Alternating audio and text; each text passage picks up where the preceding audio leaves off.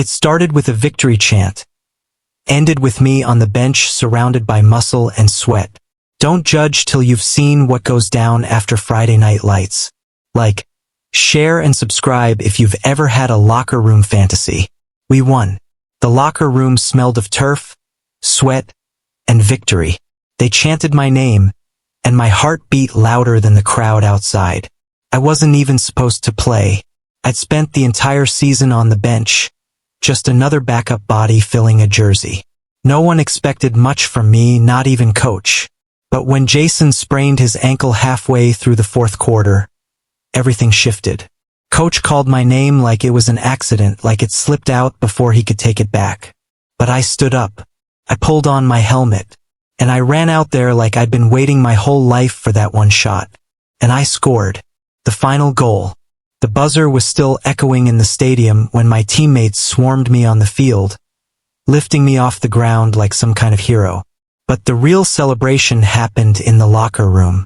That's when things changed. The second I walked in, they were already undressing, steam rising from the showers, jerseys hitting the tile. Everyone was talking over each other, loud and hyped. But when they saw me come in, mud on my knees, adrenaline still burning in my chest, something shifted. They started chanting my name over and over again, like a drumbeat. Riley, Riley, Riley. Fists banging against lockers, towels whipping through the air. My name echoed so loud it drowned out the water pounding from the showers. At first, I smiled, shy and stunned. I thought it was just celebration. But then I noticed the way they were looking at me. Not just proud, not just hyped. There was something else. Something behind their grins. A glint in their eyes I couldn't explain. Hunger, maybe. Curiosity. Jake, the team captain, slapped my shoulder a little harder than necessary. Didn't know you had that in you, he said, grinning with sweat dripping down his temples. His hand lingered for a second too long. My skin tingled where he touched me, and he wasn't the only one. Mason's eyes followed me across the room. Kyle whistled low when I peeled off my jersey. Even the guys who never talked to me before were suddenly circling close, brushing past me like I wasn't just a teammate now. I was something else, something worth watching. I sat on the bench in the middle of it all, towel around my waist, heart pounding harder now than it did on the field. I could still hear the chant in my ears, looping like a song I didn't know the words to. They were calling my name, yes, but it wasn't just a name anymore. It was a challenge, a dare, and maybe, just maybe, a desire. I thought it was just a slap on the back. Then his hand lingered, and I didn't move away. The locker room had mostly cleared out. A few guys still lingered, half-dressed, joking around, but the noise had died down. I stood under the showerhead, the hot water cutting through the tension still wrapped around my body. My skin buzzed, partly from the game, mostly from the attention I didn't know how to process. It was all still spinning in my head. The chant, the stares, the way they circled me like I was more than just the kid who scored the winning goal. Then I felt it, his hand. Jake. I didn't have to turn to know it was him. He'd always carried a certain weight in his presence. The kind that pressed into you before he even touched you. His slap against my back was firm, like a good job pat. But then his hand stayed there, open and heavy between my shoulder blades. I didn't move. Maybe I should have. But I didn't. He didn't speak. Not yet. I kept rinsing, pretending I didn't notice. But I could feel him behind me, closer. The water ran over my face, down my chest, and when I wiped my eyes clear, I turned, and he was staring at me, directly. No flinch, no smile. Just raw, unfiltered intent. Jake was everything I wasn't. Tall, chiseled, the kind of guy girls threw themselves at after every game. The kind of guy who walked through the hallway like he owned it. And I always thought he was untouchable, unreachable, straight. But in the steam, with the sound of the water muting the rest of the world, something changed. He reached for my waist slowly, almost like he was giving me a chance to back away. I didn't. His fingers brushed my skin, wet, warm, rough from years of training, and my breath caught in my throat. I looked up at him, heart thudding. He leaned in. His lips found mine. Soft, steady, no hesitation. It wasn't like anything I'd ever felt. There was no confusion in it, no awkward fumbling. He kissed me like he meant it, like he'd wanted to for a long time, and I didn't resist. Couldn't. His hand slid up my spine as he deepened the kiss, pressing me back gently against the tile. The heat from the water and his body blurred into one sensation. For a moment, I forgot we were in a locker room, forgot the others might still be around. All I knew was that Jake, my captain, was kissing me like I was something he'd been waiting to claim. When our lips finally parted, I opened my eyes slowly. His were still on me, searching, serious. Then he leaned in, mouth brushing the shell of my ear, and whispered, "You're not the only one." When I came in the next day, the looks they gave me said it all. I'd opened a door, and they wanted in. The locker room felt different. Not louder, not quieter, just charged. Like the air itself was waiting for something. Conversations paused when I passed. Smirks pulled at lips that never used to look my way. The ones who'd barely noticed me a week ago were suddenly tracking my every step. Eyes lingered longer than they should have, and the silence said more than words ever could. Maybe it wasn't a secret. Maybe it never had been. Maybe they all knew. Mason was the first. He caught me near the lockers after practice. Said he needed to grab his phone but didn't move an inch. His hand brushed mine like it was accidental, but his eyes said otherwise. He was sweating still, shirtless, towel slung around his hips. Close. Too close. "You and Jake," he said softly, without asking. Just a statement. A fact. Was it good? I didn't answer. I didn't have to. He stepped closer, his voice dropping. "He's not the only one thinking about it." The next time it was Kyle. Started subtle. A shoulder bump in gym class. A too long glance during stretches. Then, in the shower, he reached over me to grab his shampoo. Pressing just a little too hard, staying just a little too long. I turned. He didn't flinch. Just stared at me. Water running down his jaw. Eyes dark with something unspoken. I thought I was being passed around. Used. Tasted and tossed to the next curious teammate. But I was wrong. It was deeper than that. They weren't experimenting. They weren't just bored. It wasn't a joke, a phase, or a dare whispered under breath. It was real, and I saw it in the way they looked at me. Not with shame, but with relief. Like they'd been carrying something too heavy for too long. Like I was the first crack in the glass they'd all been pressing against. And once it broke, it couldn't be undone. Each time it happened, each touch, kiss, whisper, it felt less like curiosity and more like something sacred. Like we were breaking rules, yes, but only to finally live. To breathe. To be ourselves. There was no label. No need to explain. Just heat, truth, and connection in places we were told to be silent. And somehow, the silence made it louder. I had opened a door, but we were all standing behind it. Waiting. He said if we were going to keep doing this, I had to choose. Him. Or the rest. It wasn't a question. It was a command. One that crackled with possession and something dangerously close to fear. Jake had always been in control. On the field. In the locker room. In that shower when he kissed me like I belonged to him. I think he thought that meant I did. But I didn't belong to anyone. Not then. Not even him. Still, he watched. After practice, after the chants died down and the shower steamed up again, he noticed the looks, the touches, the way Mason's fingers trailed across my back when no one else was looking, the way Kyle laughed too hard at something I whispered, hand lingering on my thigh just a moment too long. Jake saw all of it, and he hated it.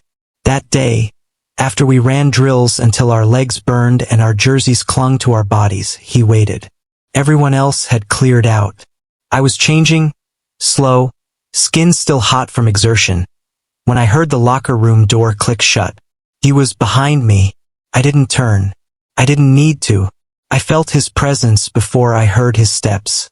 Felt the way the air shifted, thickened when he came closer. Then slam. His hand was against the locker, inches from my face. I froze. "You done?" he asked, voice low and even. "Done with what?" "You know what." He spun me around before I could lie. His eyes searched mine, burning. He pressed me against the cold metal, the smell of turf and heat still clinging to both of us. His lips brushed my ear. Not tender, not sweet, just barely restrained. "You want me," he growled, "or you want to be the team's toy?" I didn't answer, because I didn't know. What he didn't understand, what none of them really knew, was that I didn't feel used. I didn't feel passed around or played with. I felt seen. Each moment with the others had chipped away the shame I didn't even realize I was carrying. For the first time in my life, I felt like I wasn't hiding, like I wasn't pretending, and that terrified Jake, because he wanted to be my secret, my only one. He kissed me hard, like a warning. His hands tightened around my waist, jaw clenched as if he was holding something bigger back. His body pressed into mine like he could trap my choice between us. When he pulled back, he whispered, "Choose," and then he left, leaving me breathless, shirt half-buttoned, heart split in two, between the man who awakened something in me and the team who reflected it back. The next day there was another match. The crowd screamed for touchdowns. I was in the locker room, screaming for something else entirely. We won. Again. Under the Friday night lights, the field had been electric. We moved like we shared one pulse, one breath, one heart. But beneath that perfect performance was something else. Something raw and unraveling. Because Jake wasn't talking to me. Not during the huddle. Not when I caught his pass and scored the game-winning touchdown. Not when the crowd chanted our names. He just clapped once, walked off the field, and disappeared into the locker room before the whistle had even faded. Mason, on the other hand, was all smiles. He pulled me into a rough hug, held me a little too long, lips brushing my ear like he'd claimed me. I felt the others watching, their gazes sticky and unspoken. We weren't just teammates anymore. We were something else, something darker. And tonight, it didn't feel celebratory. Felt like a test. By the time I got to the locker room, the air was thick. Steam from the showers mixed with the musk of bodies and silent tension. Everyone was half-dressed, half unhinged, talking in low voices, laughing too loud at nothing. Their energy wasn't focused outward anymore. It was focused on me. Mason was the first to move. He tugged at my jersey, grinning. "You looked good out there," he said, voice rough. "Yeah," Kyle added from across the room. "Real good." They circled. Not physically, not yet, but with their eyes, their tone, their slow, deliberate movements. Like a hunt that everyone knew had started. Jake sat silently on the bench, staring. He didn't say a word when Mason pushed me back onto the bench beside him. He didn't blink when Kyle dropped his towel and leaned in. And when Mason's hand slipped under my shirt, Jake didn't stop him. But he didn't join either. He stood and walked out. The door slammed behind him like a final whistle. No one moved. No one breathed. That was the moment I knew I'd gone too far. But I didn't stop. Because somewhere between the heat of their bodies and the pull in my gut, I realized something. I wasn't chasing Jake. I was chasing freedom, raw, reckless, and completely mine. They wanted me. All of them. And maybe, just maybe, I wanted them too. But Jake walking out? That wasn't just about jealousy. That was the sound of something breaking. And I didn't know if I could fix it. But I had to reach out to him. He didn't say anything at first. Just stood in the rain and let me talk. And cry. And beg. Took me an hour to find him. After the game. After the locker room. After the heat and hands and blurred lines. I realized what I had done. What I might have lost. Jake hadn't gone home. He wasn't in the parking lot or the weight room or the coach's office. But I knew him. I knew where he went when he didn't want to be found. Behind the bleachers, where the field lights didn't reach, where the roar of the crowd was only an echo, where secrets could be swallowed by the dark. He was there, hoodie pulled over his head, arms crossed, soaked to the bone. The rain came down like punishment, but he just stood there, unmoving, silent. "Jake?" I whispered, almost afraid he'd vanish if I spoke too loud. He didn't turn. I stepped closer, feet slipping slightly in the mud, my chest tight. "I'm sorry." Still nothing. So I kept talking. I told him everything. How it started, how he started it. The way it made me feel wanted. The way I never expected the others to want me too. How confusing it had all become. How lonely it felt pretending to be something I wasn't for so long. And how, somewhere along the way, his kiss became the only one I remembered. Even when I was with them, my voice cracked, my breath hitched, and then I cried. Not soft, pretty tears. The kind that choke you, that take the weight in your chest and drag it out like a storm. I didn't care how pathetic I looked. I didn't care that my jersey clung to my skin or that my hair was dripping. I just wanted him to hear me, to see me. He let me. And then, finally, his voice, low and rough. "You think I'm mad because of what you did?" I nodded slowly. He turned then, looked at me.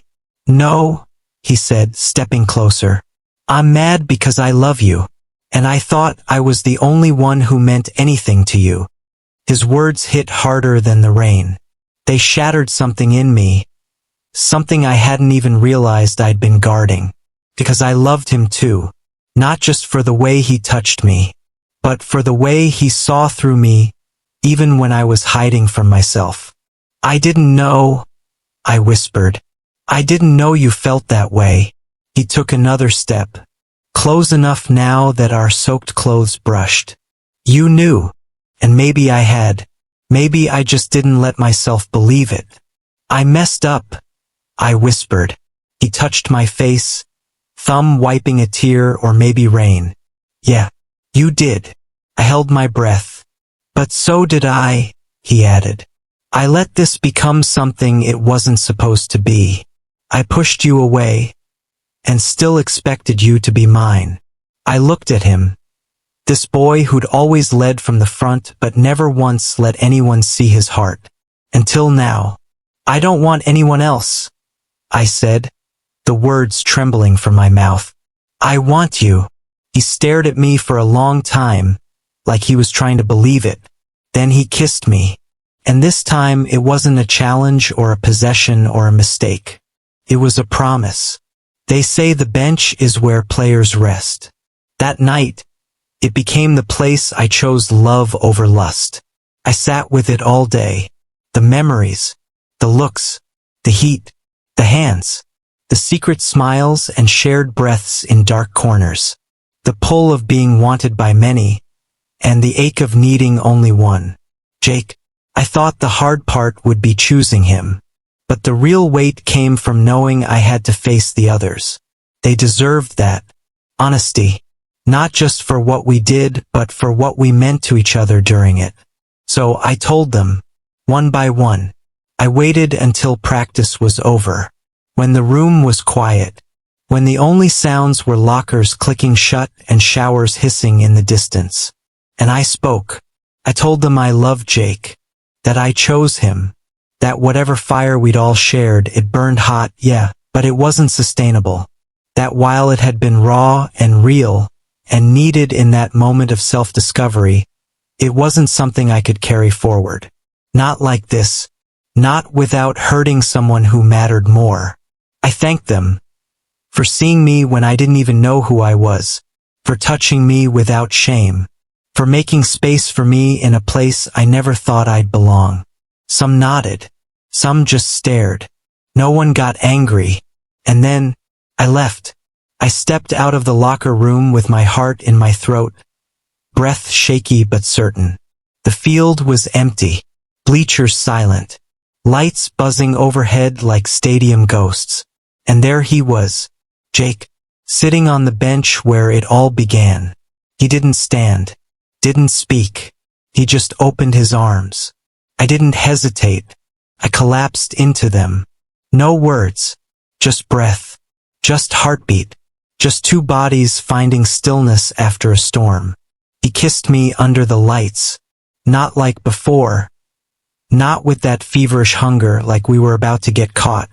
This kiss was slow, deep, certain, a claiming yes but also a letting go, of shame, of fear, of secrets. I wasn't a fantasy anymore. I wasn't the curious experiment in a sweaty locker room. I was real, and I was his. The air around us buzzed with electricity. Not from lights, not from desire, but from the weight of choosing, of standing in it, of owning it. He touched my face and whispered, "You're enough." And for the first time I believed it. That night, the bench wasn't where players rested. It was where love stood up, and lust quietly stepped aside.